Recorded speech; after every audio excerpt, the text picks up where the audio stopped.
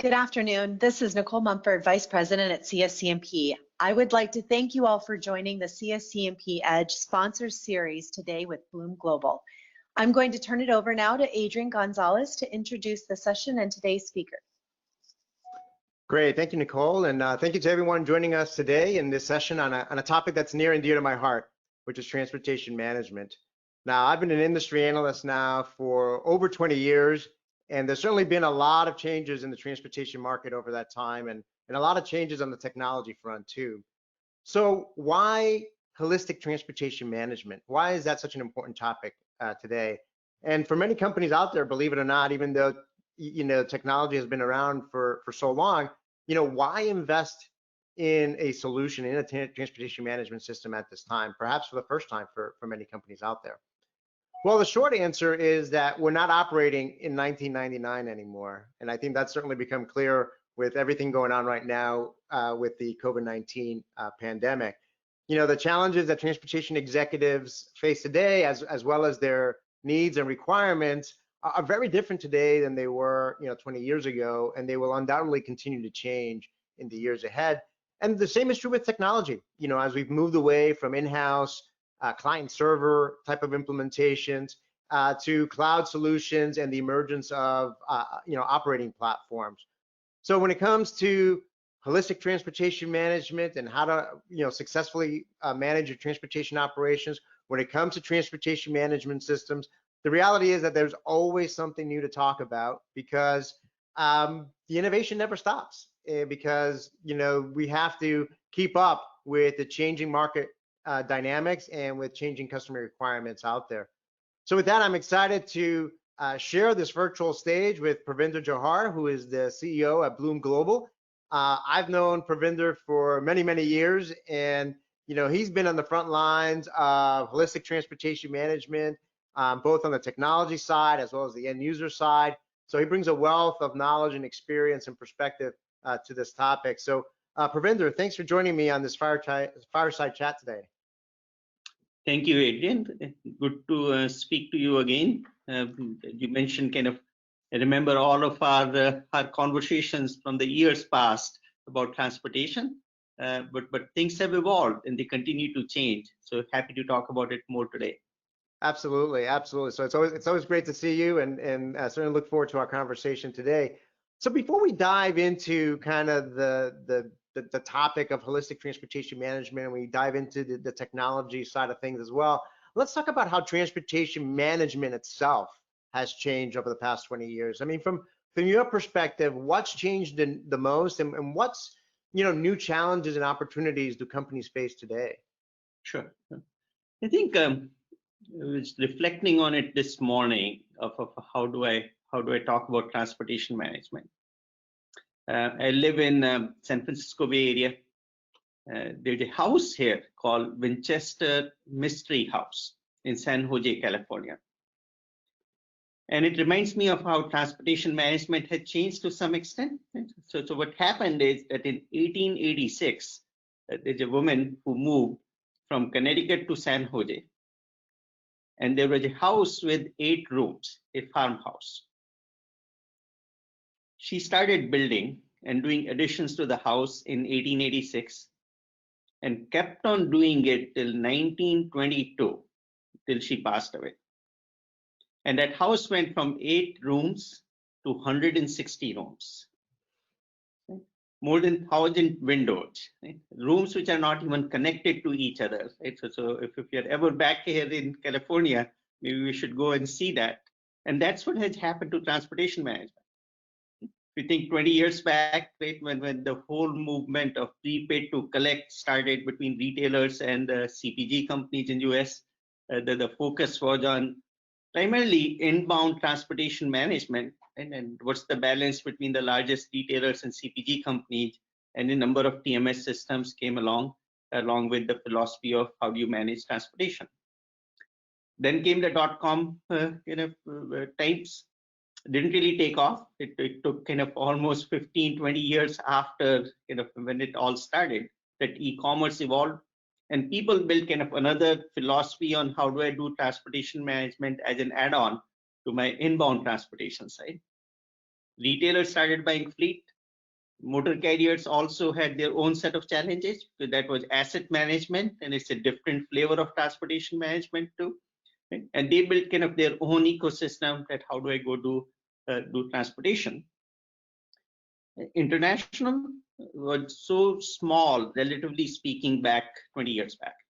It wasn't. I worked for one of the largest high-tech manufacturing companies in the world.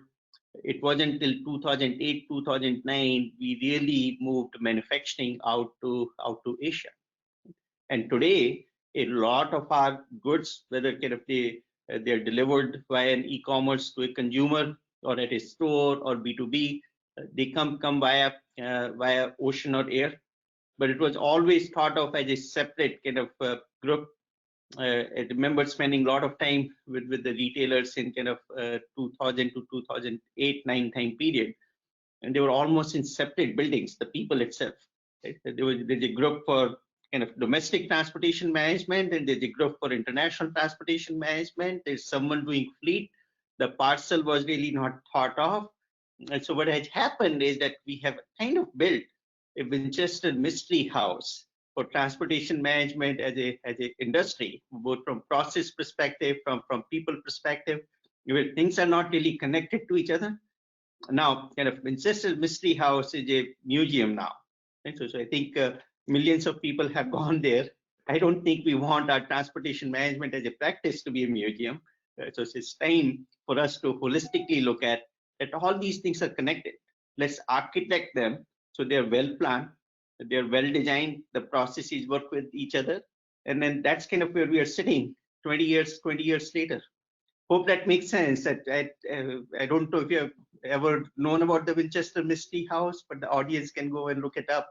That what happens when you just keep on building and adding to it for a long time period.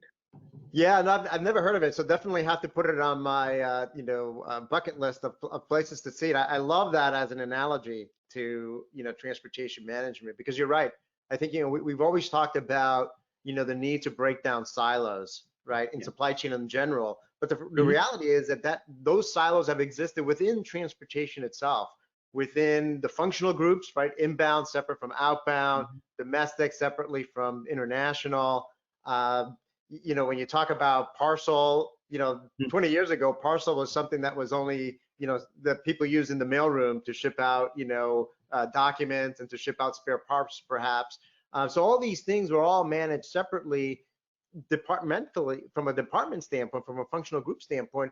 And you're right, a lot of the technology kind of mirrored that. So you ended up having, 5, 6 TMSs or transportation management systems to have to manage each of those, but none of those systems really talk to each other very well. They didn't integrate very well.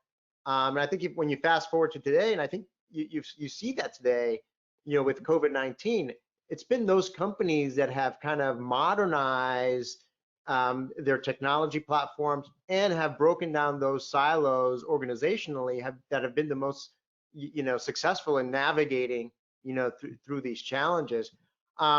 So let's talk a little bit about the technology side of things now, because I think as companies have recognized that they needed to break down those functional silos, they've started looking at ways to consolidate and from a transportation standpoint, create a more holistic, integrated technology platform. So we've seen a lot of changes again in TMS over the past 20 years.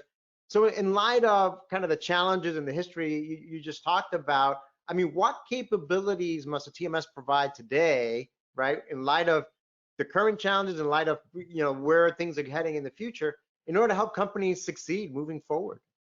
Yeah, I think if I reflect on what's going on now and what was going on 20 years back, right?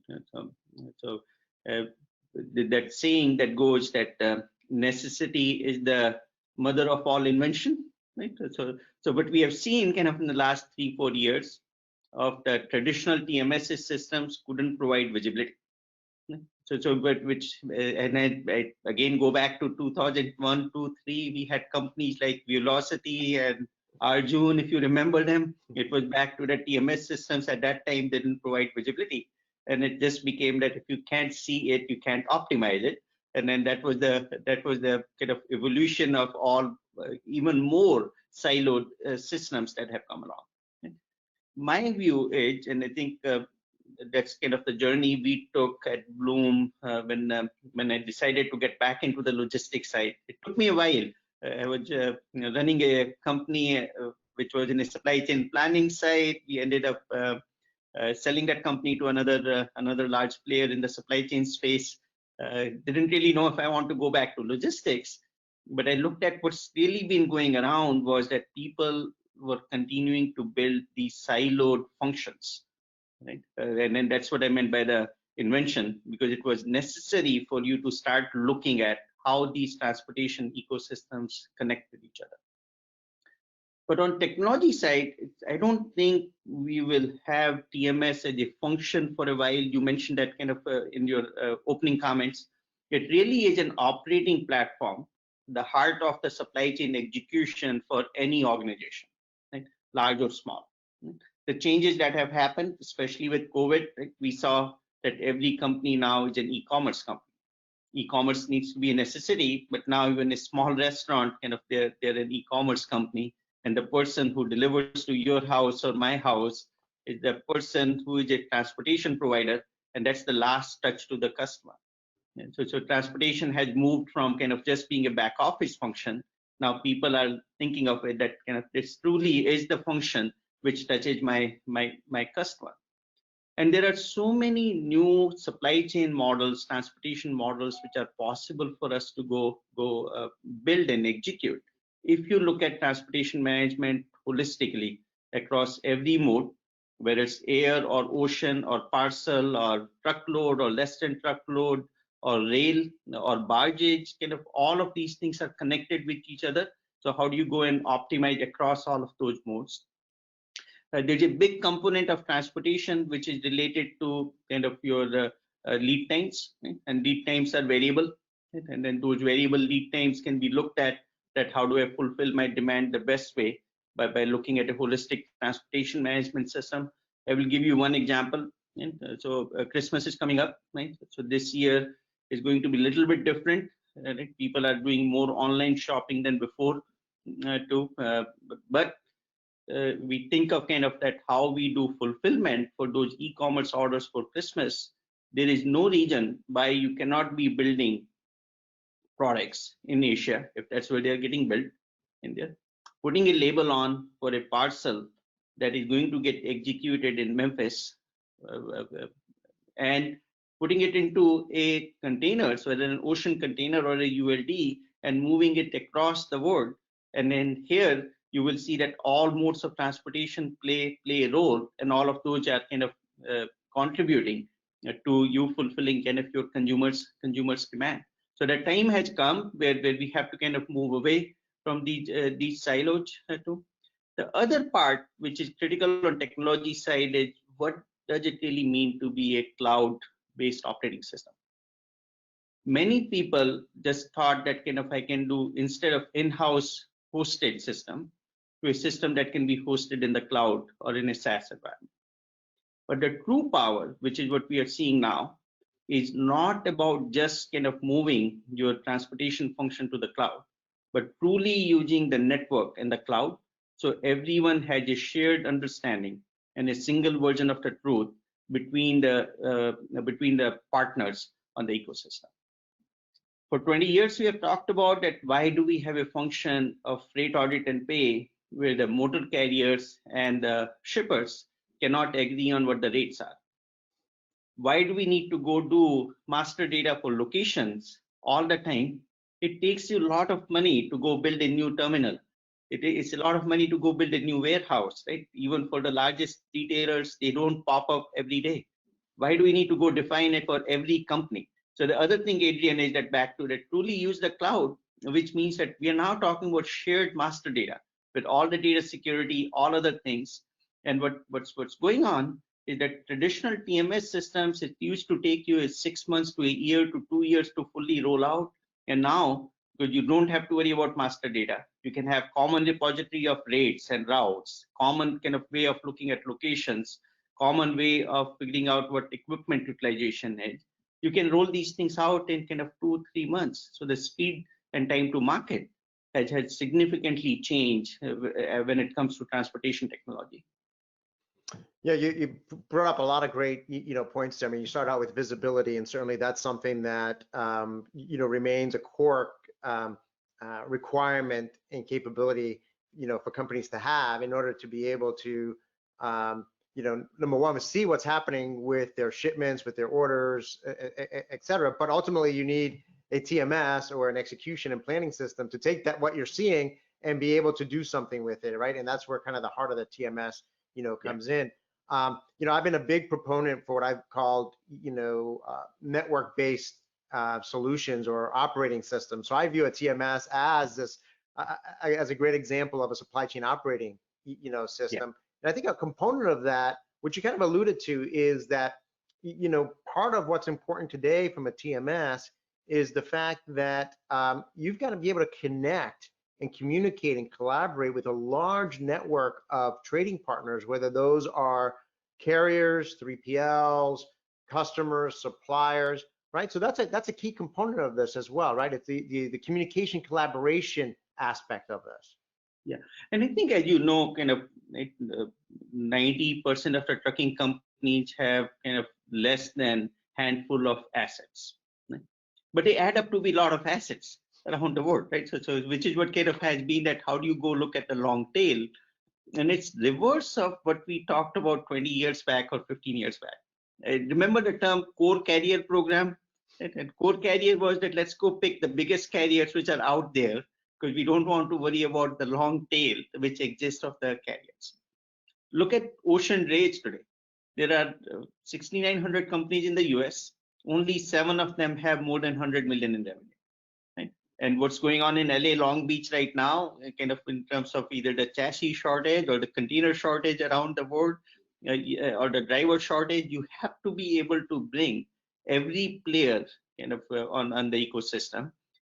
We at Blume released kind of a platform for these small trucking companies last month called Carrier Go Premium. And then the notion was that you can't have a digital supply chain or a digital ecosystem for transportation without making each and every one of these smaller suppliers, smaller trucking companies, also digital. Right? And then it's kind of, we've been calling it democratization of technology for everyone in freight. And then we want to make sure that everyone really participates in this ecosystem. Yeah, no, I think that's an important point. I think that's one big change from 20 years ago. I think really starting to address the long tail of trading partners, whether it's carriers, suppliers, customers, and so forth. And I think it's a reality too that 20 years ago, the main users of a transportation management system were just a handful of people in the transportation department. And now literally today you can have thousands of people that are accessing the TMS in one way or another, whether they're internal folks that are looking for rates, that are looking for visibility, as well as carriers and suppliers and customers that are tapping into the solution to track the status of their orders, their shipments, to upload or update in transit information and the like. So I always make going back to the operating system or platform analogy, I always equate it to what we're seeing now with enterprise systems, and I think transportation is a great example, is what's happened with LinkedIn, Facebook, on the consumer side, right, where you're creating these communities of trading partners hosted on the cloud that's helping to eliminate some of the barriers to communication, collaboration, and connectivity, and the flow of facilitating that onboarding process. To your point, I think that's what's facilitating a lot of the faster deployment times that you talked about before. But it's important to recognize that transportation doesn't exist in a vacuum, right? It impacts other business processes as well. Warehouse management probably being the most obvious, but how else can transportation management and TMS impact and drive value across the enterprise? Sure. And I think this is another area where I've been kind of struggling with for last 15 years or so. Right? And it was probably the lone voice kind of 15 years back, talking about that warehousing and transportation are still part of logistics, right? So they need to coexist. Kind of the world had changed to where every kind of container is a warehouse. Every trailer is a warehouse, so you need to be able to kind of treat them as inventory. But the bigger convergence really is between supply chain planning and logistics. Because at the end of the day, logistics is the glue which kind of ties the entire supply chain together. And and then it touches your customers, it touches your suppliers, it touches your kind of manufacturing partners. You may have logistic service providers too. But the other area which does the same thing is supply chain planning. Now in retail, they call it merchandise planning. If you're a manufacturer, kind of it's more traditional demand forecasting, supply forecasting, demand supply matching. But guess what? In all of those, the transportation lead time and how I move my goods and how I plan for my transportation is a decision that needs to happen upfront when you're doing supply chain planning, not afterwards. And so in between, I've given up on that term, but I was calling it supply chain amnesia, that the decisions that we make in planning, supply chain planning, are forgotten by the time we get to transportation, and we try to make the same decisions again. Right? Take the simplest example. If you know you have X number of stores, X number of DCs, you know you're going to be doing transportation on a daily basis or a weekly basis between those locations anyway. So there is no point in kind of looking again at what orders do I have today and how do I go do a route planning today, because it's just kind of natural on that side. So these two areas are converging, and they're converging more so with a one fundamental change that kind of is beneficial to people on the supply chain planning side. For all the time, kind of till now, in supply chain planning, the transportation lead time in particular has been looked at as a fixed number. It's a fixed number. If I'm buying it kind of from Asia coming to Europe, it's a fixed number. If it's intra-Asia, it's a fixed number. If it is kind of between West Coast to East Coast, it's a fixed number. So all planning today works on a fixed number for a lead time, and all systems, whether it's SAP or Oracle or my old systems at Steelwedge, they are all designed around this fixed lead time. Guess what? We in transportation know that lead times are variable. We know that lead times vary with cost. We know that there's a trade-off that you can make between cost and speed at which your kind of goods move from point A to point B. And if you're on the planning side is trying to do the same thing. As the demand fluctuates, how do I make sure that I can fulfill that demand in reasonable amount of time so I don't lose the order from the customer perspective? And these two pieces are the glue which are going to bring logistics and supply chain planning together. And we're beginning to see that, but that's kind of the one area where we see tremendous benefits of integrating these two set of processes. And once you integrate them, it impacts your order management, it impacts your customer satisfaction area, it impacts what happens on procurement, that you can start to see the multiple functions of supply chain converging together. But my view, Adrian, is that it all starts off with the lead time and how variable can they be with cost, and how do you integrate those two functions from planning perspective. Yeah, that's a great example. I mean, we talked about earlier in terms of the need to break down these silos, right? And I think that's another classic historical silo that has existed, particularly with planning and logistics and transportation management. The lead time is, you're right. I mean, I think I know years ago I did some studies around lead time and the impact that has obviously on safety stock, right? Mm-hmm. So when you think about, I'm going to ask you a little bit later about building the business case for a TMS, but I think when you think more broadly and you see how you talked about how logistics and transportation is kind of the glue that or the center, you can almost think about it as the center of the universe for a lot of these supply chain processes, right? But it truly does impact so many other aspects of the bottom line for companies beyond just how much you're paying for freight, right? Because I think that's the most important. That's the initial thing that you look for in a business case. Okay, how much am I going to save on transportation spend?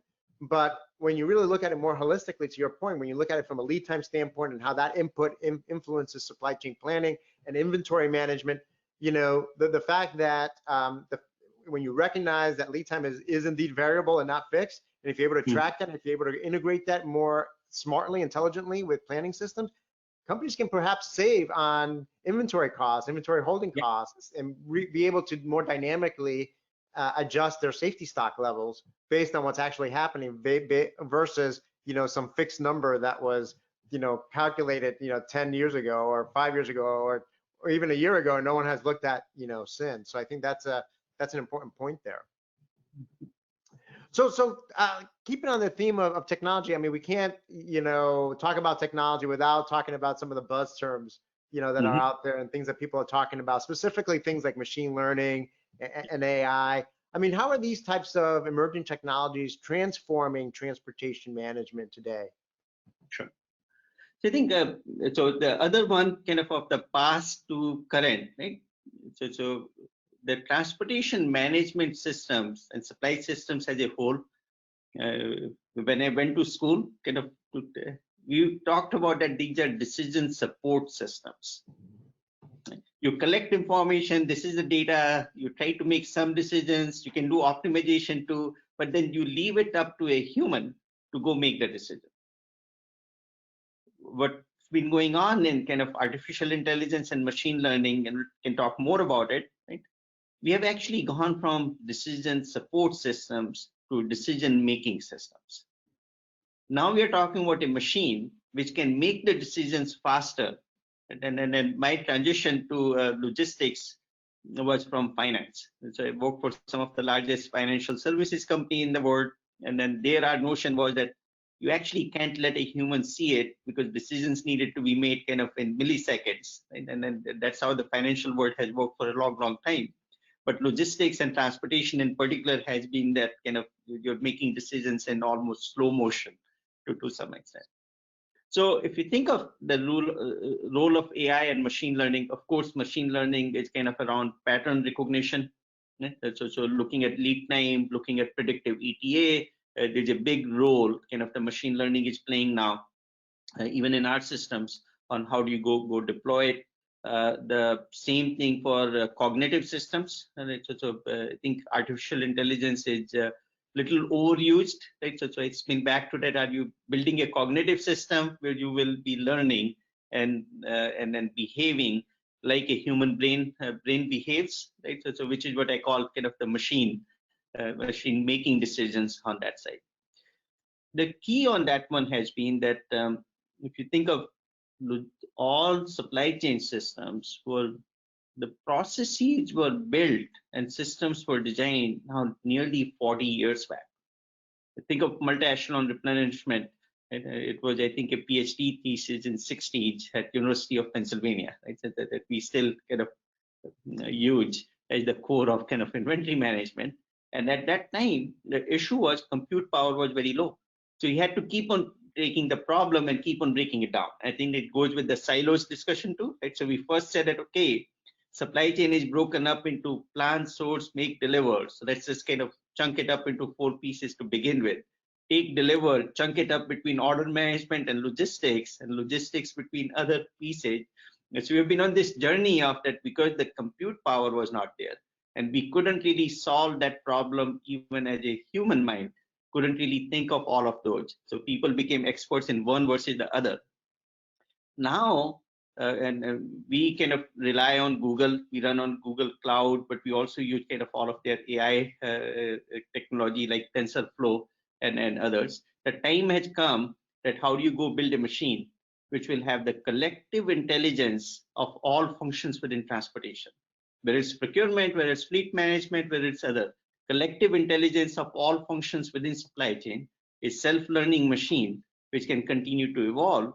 And autonomous trucking is here, right? Which is an example of what the AI as a technology can do within freight. But if you leave the autonomous trucking out, the same applications are there that how do you go build a decision-making machine. And then the evolution will take few years, but it's kind of closer than any of us think. Right? So the advances are already here. It's just a matter of time, just like it's a matter of time before we see autonomous trucks on our highways. I love that, the way you phrase it in terms of that transition from decision support systems to decision making systems. And I think you're right. I mean, in some ways, if you were to make an excuse as to why years ago things were so siloed, it was because even if you wanted to take a more holistic and integrated approach to decision making and analysis, the computing power wasn't there. I mean, it would probably take you a week or a month for the computer to analyze all this data and all the constraints and everything else to come out with an answer, and you just didn't have a month to wait for a response. But with everything going on right now with cloud computing, and it's not quite infinite computing power, but for most purposes it's pretty much close to infinite, for a lot of purposes out there. When you combine the computing power that we have available today with the more advanced algorithms, and I think we're at that, great examples right now where machine learning is playing a role, like you mentioned, with ETAs and so forth. And I think we're only going to continue to see, the rate of innovation in this area, accelerate moving forward. And we talked earlier about, when you talk about integrated and holistic transportation management, and it's not going to be long between, we talked about, integrating parcel with fleet, with ocean, air, truckload, less than truckload. Pretty soon, Pervinder, you're going to have to add drones and driverless trucks and delivery robots as part of your optimization and planning, right? Because those are emerging as delivery modes today. You already see examples of that. Yeah, and I think I will tell you, for us, the company's roots include doing asset management. So keeping track of where those assets are, except for one asset, which was always attached to a driver, which was truck. Right? So with autonomous trucking, you're actually seeing that the notion of what the fleet management used to look like, whether you're managing your trailers or containers or chassis, and how are you going to go manage your autonomous trucks, that operating platform is going to evolve, where you're not going to have a distinction between kind of what a power unit is, where a driver is needed versus everything else, and how do I keep track of them, and how do I give them instructions, because they will need instructions. So you need an operating platform to sit on top of autonomous trucking to be able to manage transportation holistically. But you're very Yeah, no, great point. I think this is why, going back to my opening comments, there's always going to be something new to talk about when it comes to transportation management. And I'm sure, if we were to revisit this conversation, a year from now, we'll have all sorts of new things to be, talk about as well along that front. So kind of shifting gears a little bit now. I mean, based on your work with clients, I mean, what are some of the, leading practices when it comes to building the business case for transportation management technology, TMS, holistic TMS, and successfully deploying it? What are some best practices that you see out there? So I think one of them, and there are multiple facets to it. As you know, at the core of transportation, if you're a transportation person, first thing you're asked about is the cost management. So that hasn't gone away. But the reality is that when we started Blume about 2.5 years back, 2 years back, right, we had Boston Consulting Group come in and look at the data. And the study showed that we still have too many empty miles. The worldwide logistics spend is about $14 trillion. There's at least $1 trillion of waste. And that waste results in a business case, but also is better for the environment. As you know, we contribute kind of to the environment negatively, kind of in many cases on the logistics side. But there's a business case to be made, both on cost optimization, right? And as you remove these silos and optimize as the whole, there are empty mile reduction even in US. Right? So even in US, there's significant empty mile reduction possibilities when you combine your fleet operations with your backhaul with others, or intermodal side, or how do you kind of move empty containers for ocean. There are a ton of business cases which are on cost. And as you look at the cost, it's good to think about kind of what the environmental savings are, because many companies are thinking of kind of what their social and economic kind of implications are, and what we give back to the society. And that's one way of justifying a business case of two type of cost. One is purely kind of a monetary cost, and second is that how can we kind of make it better for the environment too. Second area which has been very prevalent for business cases is, and I think for the business customers than it's for the consumers, because consumers demand it and expect it, but how do you give them Amazon-like experience? And if you're working with a large retailers, how do they know where the trailer is or where the container is, right? So there's a customer satisfaction, customer happiness business case to be made on transportation too. There is still mode shift. Right? So if you go back to that kind of what mode of transportation they're using, those business cases are prevalent too.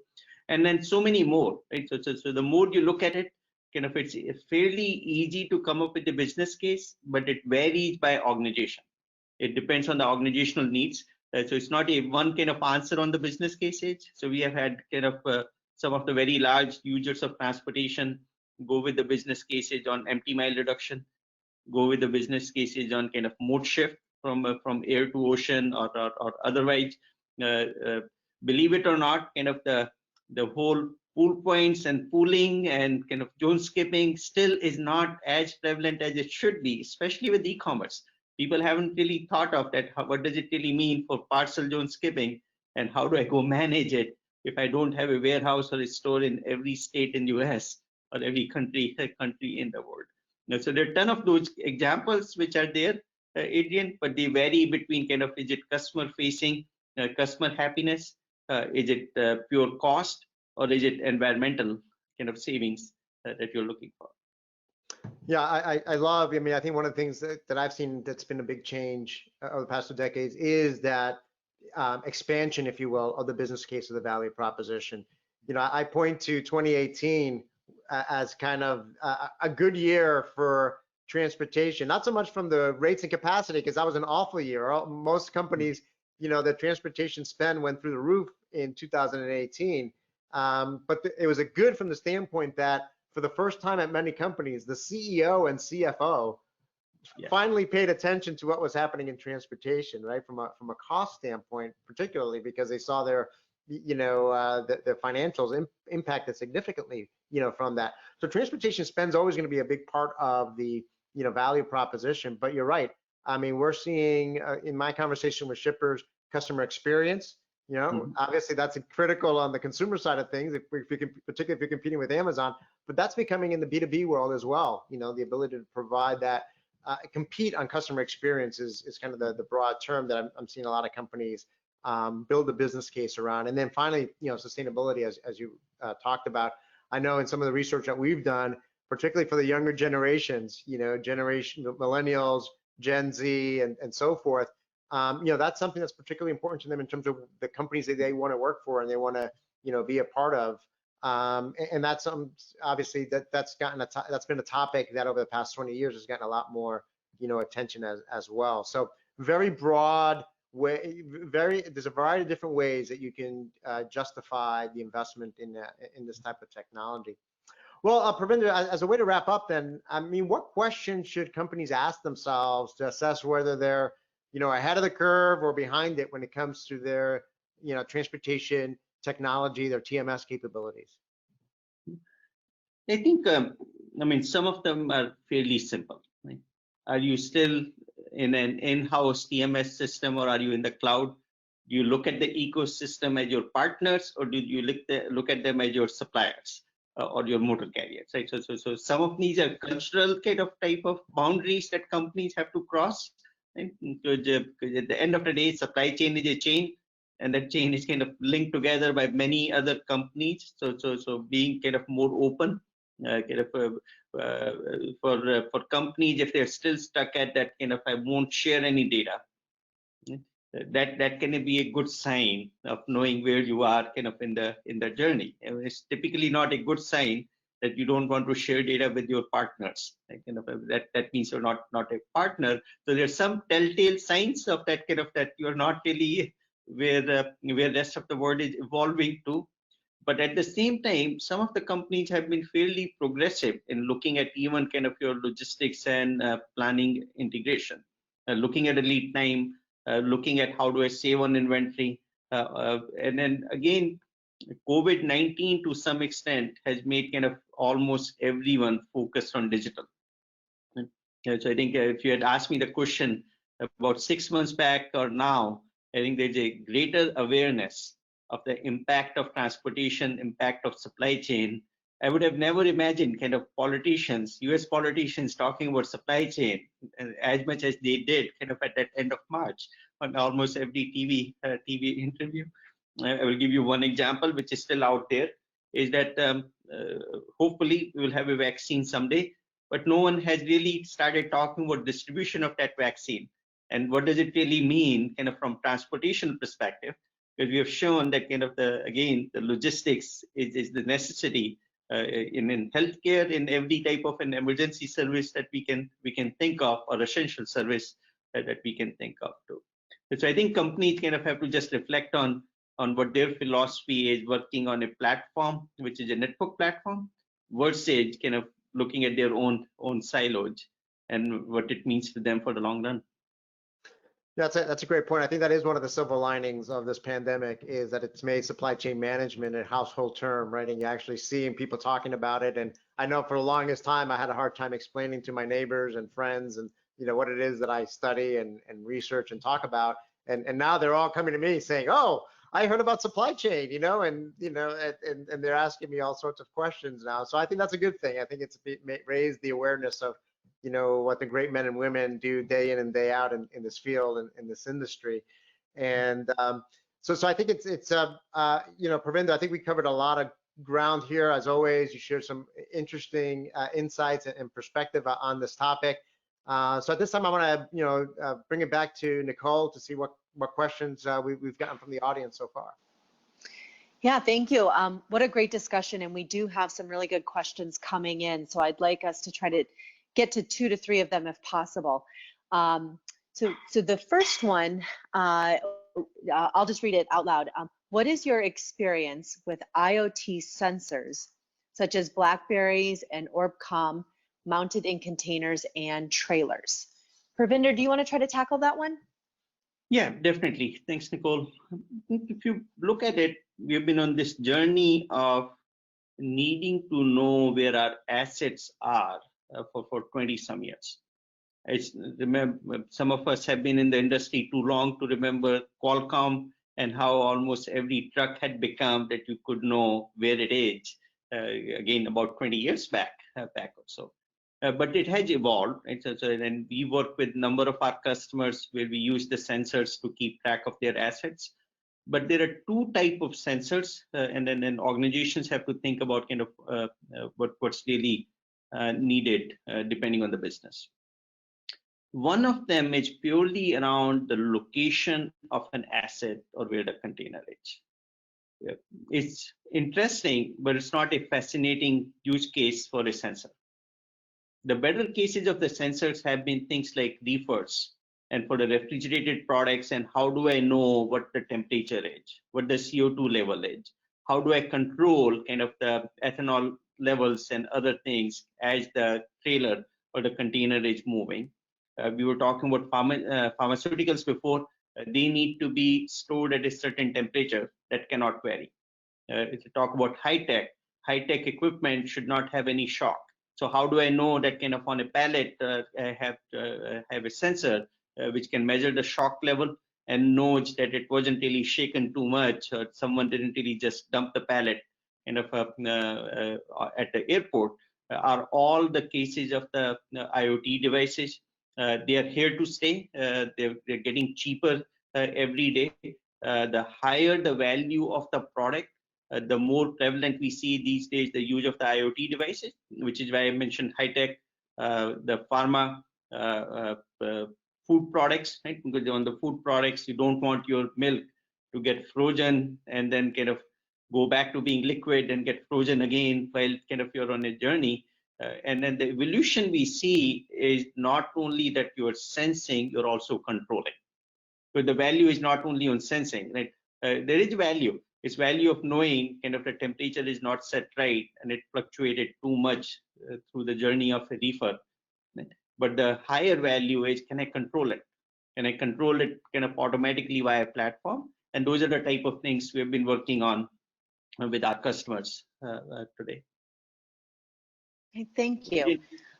The next one, Adrian, maybe you can take this question first because you spoke of it earlier, but what do you see as the future of rate management contract rates and spot market rates? Well, good question. Gosh, if I knew the exact answer, I'd probably be a millionaire right now. That's always a question. People always want to know, what's going to be happening with, contract rates, what's happening on, what's going to happen with the spot market and so forth.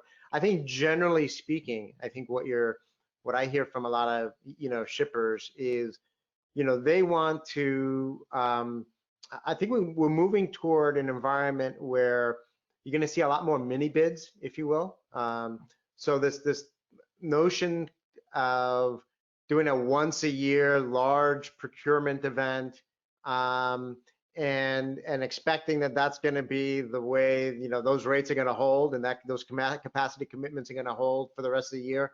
I think it's an outdated model. I think everyone knows right off the bat that transportation contracts aren't like other types of contracts, right? Carriers can reject a tender in the truckload space, right? So I think the goal for a lot of shippers is to make sure, Pervinder talked about, control as part of the previous answer. I think it's the same type of thing here, right? Part of it is having visibility, right? So staying informed on what's happening with the market.